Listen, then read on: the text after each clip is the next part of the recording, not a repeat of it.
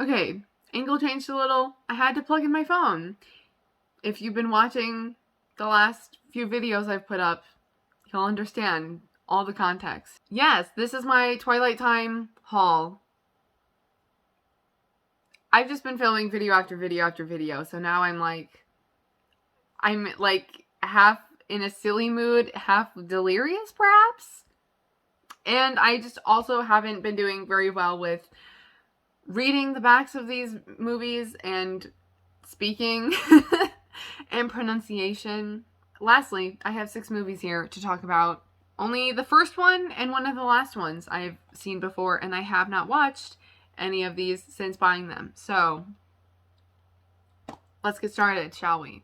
The one title that I knew I wanted to get for sure was Don't Bother to Knock. This is one of my favorite Marilyn Monroe films. I haven't seen it in a really long time, but it stands out to me a lot for the movies that I've seen from her, which are literally most of them, so I don't know why I said it like that. This one stands out to me. I'm really looking forward to rewatching it. This year, I've been rewatching a number of her films with my mom, who hasn't seen them before, and also this year, I've been reading/rereading books about her, about Marilyn Monroe, because I wanted to sort of brush up on her life before I started Blonde by Joyce Carol Oates, which I had the goal of the loose goal in a way of wanting to start that, at least start it this year. And then I sort of changed that like halfway throughout the year, and I was like, wait, I want to read the nonfiction books about Marilyn first and then get to that, and it's okay if I don't get to Blonde this year.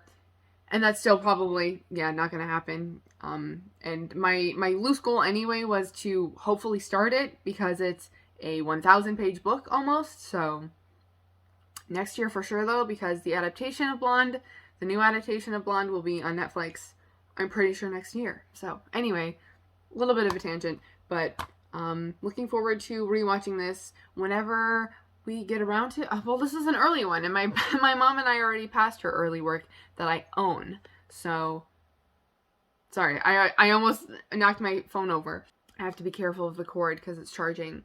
So yeah, this is from 1952, and I don't really remember what this is about, to be honest. The back just says, Marilyn Monroe in an early dramatic role, eerily playing a demented babysitter drawn to a man she ultimately becomes convinced is her dead lover. Wow, I did not remember that being the plot of this, but okay. It comes with a couple special features. I'm sorry, my nose is so itchy right now, and so it's going to be kind of red. It also comes with a couple special features. 1, Marilyn Monroe, the Mortal Goddess, and 2, Richard Widmark, Strength of Characters, both as seen on Biography, or Biography on the A&E network. So, that should be interesting. Don't Bother to Knock. And then next I have, the rest are in no particular order, except for the last 2, just because they star, two of the same main star. They have the same 2 main stars. Anyway, this next one I have here is Anne of the Thousand Days, and this is from 1969. It stars It stars Richard Burton as Henry VIII and Genevieve Bujold as Anne Boleyn. And of course, this is about Anne Boleyn and the 1,000 days that she was queen.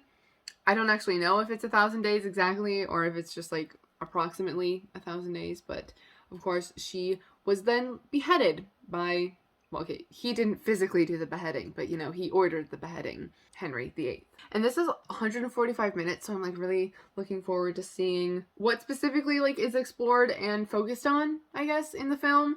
Although it is based on a play I learned, and I found the play online, so I am going to read that and then watch this. I also have been, coincidentally enough, more interested in the Tudors again. I don't know, I feel like it's the sort of thing where every handful of years I just become really interested in them and sort of brush up on my history and the information pertaining to the Tudors, basically. So even though I recently have been watching Dr. Kat at Reading the Past, right? She, I don't know, I've kind of just assumed because she calls herself Dr. Kat that she is like a historian and has like a doctorate degree in history of some, you know, maybe a specific area of history. But anyway, her channel is Reading the Past, and she does videos pertaining to historical figures and periods and such.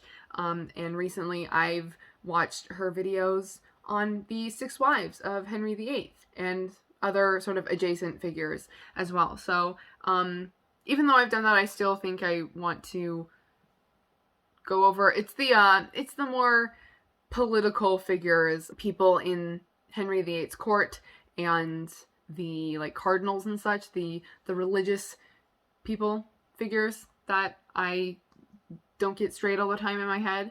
So anyway, I should brush up on that a little bit before I read the play and then watch this. Also,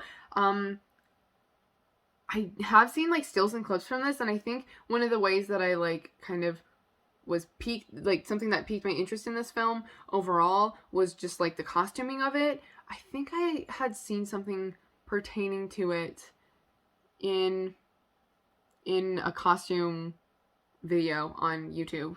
Like someone in the sort of costume and like sewing community, you know?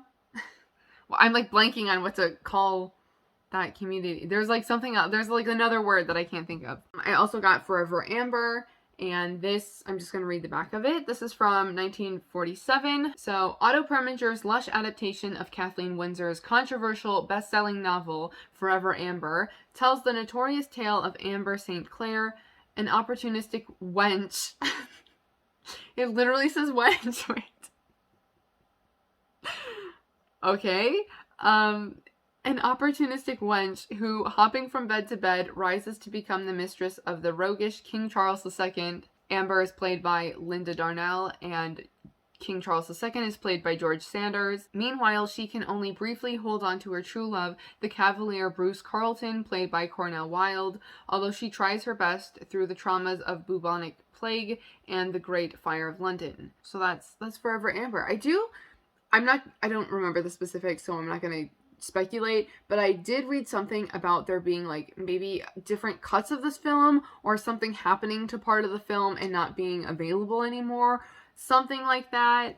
I'll have to look into that either before or after I watch it, but you know, closer to when I actually do that. Next I have In the French Style. This is from 1963. Basically, I was just like, film that takes place in Paris and is from the 60s, I'm in. This one says, the marvelous Irwin Shaw adapted 2 of his own Paris-set short stories for In the French Style, directed by Robert Parrish and starring Jean Seberg. Once again, Seberg is the archetypal footloose American girl in the City of Light, engaging in a series of affairs before falling for a hard-drinking journalist played by Stanley Baker. It does come with an audio commentary though, which I feel like is kind of right. The Twilight Time releases really barely have any special features. If they do, it's like theatrical trailer and maybe a still gallery or something. But this one comes with an audio commentary with film historians Lem Dobbs, Julie Kurgo, and Nick Redman. So that's pretty cool. In the French Style. I haven't really heard anyone talk about these films except for just like the context of Anne of the Thousand Days in like costume videos. And then I have 2 films, both starring Paul Newman and Joanne Woodward. I do think it is The Long Hot Summer that I've seen before, but I was kind of like speculating which one it was. I think it's The Long Hot Summer. I am confident. But this also happens to be an adaptation of a William Faulkner short story. I have 3 famous short novels, Spotted Horses, Old Man, and The Bear.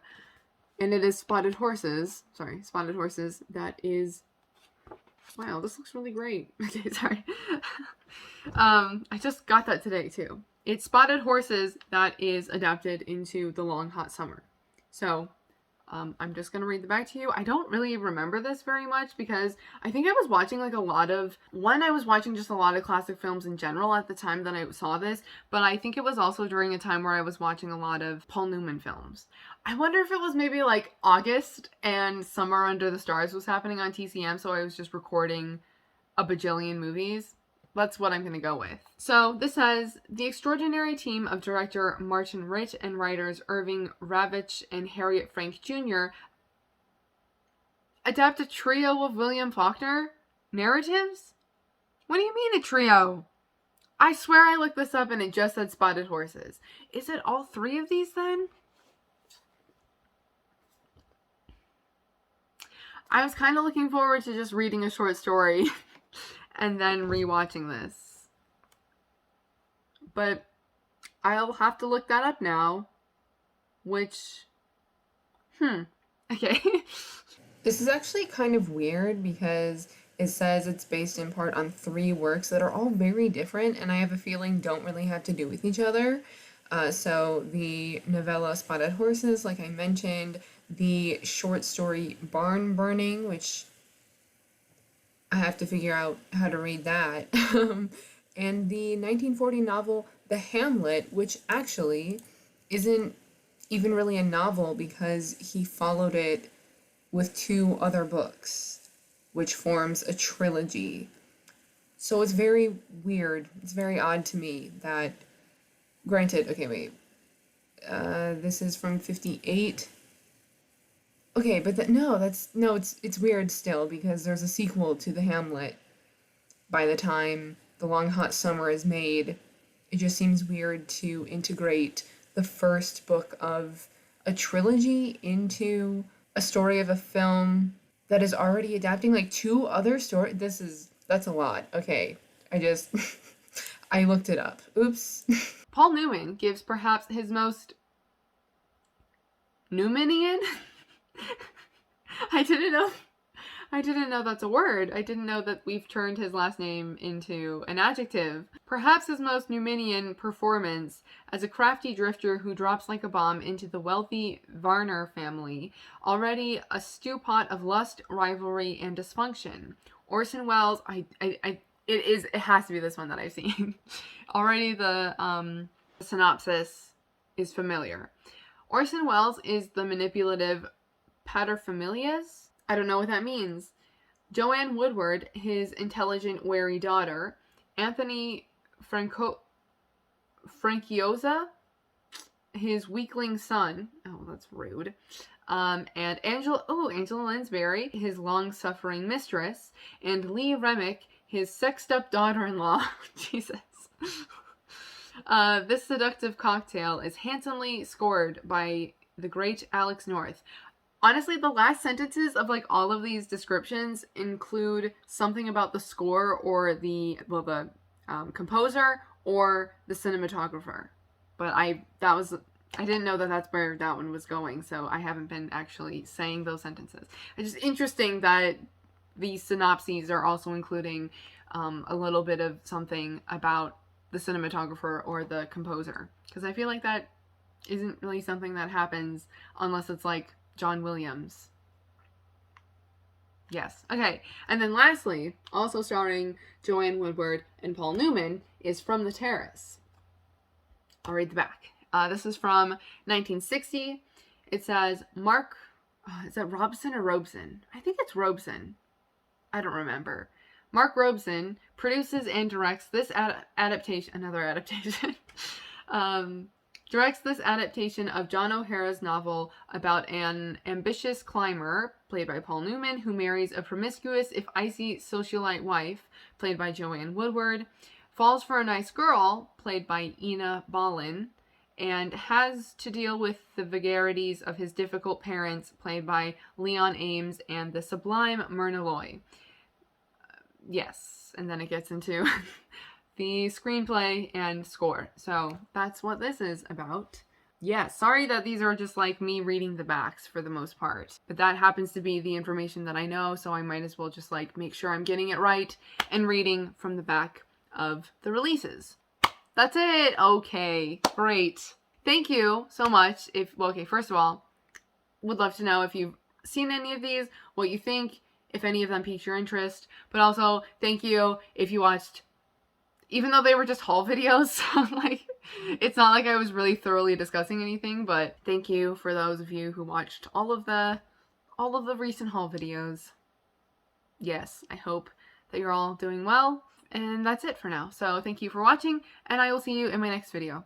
Bye!